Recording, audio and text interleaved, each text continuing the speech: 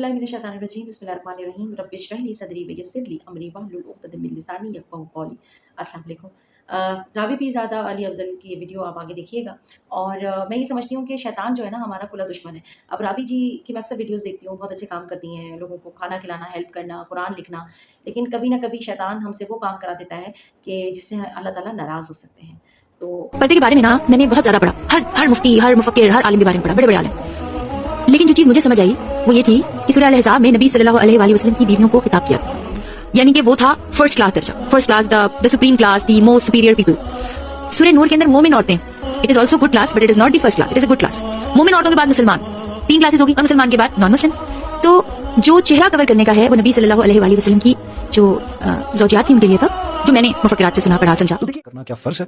फर्ज नहीं है। जो सूरह अज़ाब में ये बात बताई गई है, जहाँ पे इंस्ट्रक्शंस दी गई हैं आप सल्लल्लाहु अलैहि वसल्लम की अज़वाज को, कि वो सिर्फ और सिर्फ आप सल्लल्लाहु अलैहि वसल्लम की अज़वाज के लिए खास अहकामात थे और बाकी मुसलमान औरतों के लिए नहीं थे। ऐ पैगंबर सल्लल्लाहु अलैहि वसल्लम, अपनी बीवियों और बेटियों और मुसलमानों की औरतों से कह दो कि बाहर निकला करें तो अपने चेहरों पर चादर लटकाकर घूंघट निकाल लिया करें। ये चीज उनके लिए मूजिब शनाख्त तो इम्तियाज होगी, तो कोई उनको ईजा न देगा, और अल्लाह बख्शने वाला है, मेहरबान है। वीडियो में देखा अली अफ़ज़ल साहब और राबी साहब ने कहा, उनका मकसद ये था कि ये नबी की बीवियों पे पर्दा, जबकि तर्जुमा जो है आपने देखा होगा कि, और आपने पढ़ा भी होगा, सूरह अज़ाब का जो तर्जुमा है कि भाई अपनी बीवियों से, बेटियों से और मुसलमान औरतों से कह दो कि ओढ़नियाँ ओढ़ लें और घूंघट निकाल लिया करें। और ये बात उस वक्त कह रहे हैं अल्लाह ताला कि जब आप घर से बाहर जाते हैं, घर के अंदर कोई पर्दा नहीं, क्योंकि जलबाब ले लो, जलबाब जो है वो बड़ी चादर को कहते हैं, ठीक है। और अगर ये कहते हैं कि नहीं नहीं ये तो नबी की बीवियों के लिए पर्दा है, दूसरे के लिए नहीं है, तो आपको ये मैं बता दूँ कि कुरान पाक जो है वो एक हिदायत की किताब है, और हिदायत की किताब हम सब के लिए, हम तमाम मुसलमानों के लिए, और नबी की बेटियां और बीवियां जो थी वो हमारे लिए एक रोल मॉडल थी कि हम उन्हें फॉलो करें, हम उनके जैसा बनने की कोशिश करें।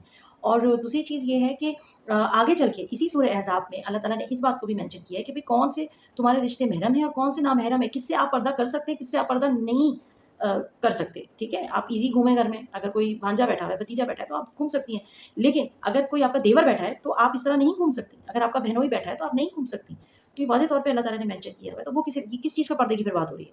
अगर पर्दा नहीं है तो प्लीज़ कंफ्यूज ना करें, कन्फ्यूजन ना फैलाएं दीन को, क्योंकि देखिए आपका अपना एक ज़ाती मामला है अल्लाह ताला से। अल्लाह ताला आपसे पूछेगा कि आपने पर्दा किया या नहीं किया। लेकिन अगर आप लोगों को गुमराह करेंगे, आप लोगों को इस तरह की बातें करेंगे, तो वो जो दूसरा बंदा आपको सुन करके बेपर्दा हो रहा है या वो अल्लाह की नाफरमानी कर रहा है, तो सोचें कि अल्लाह ताला उसमें उसको तो पकड़ मिलेगा। तो अल्लाह ताला हमें महफूज रखे, क्योंकि मैंने भी फैशन किया है, मैं बहुत फैशनेबल थी, लेकिन मैंने तौबा कर ली। क्यों? क्योंकि जब आप कुरान पढ़ते हैं तो तब आप मैं समझती हूँ तब आप असल एक्चुअल पढ़े लिखे होते हैं।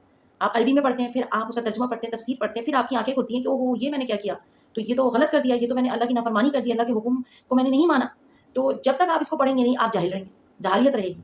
तो जो लोग कुरान को नहीं पढ़ते, वो कितने भी पढ़े लिखे हो जाएं, वो जाहिल रहेंगे।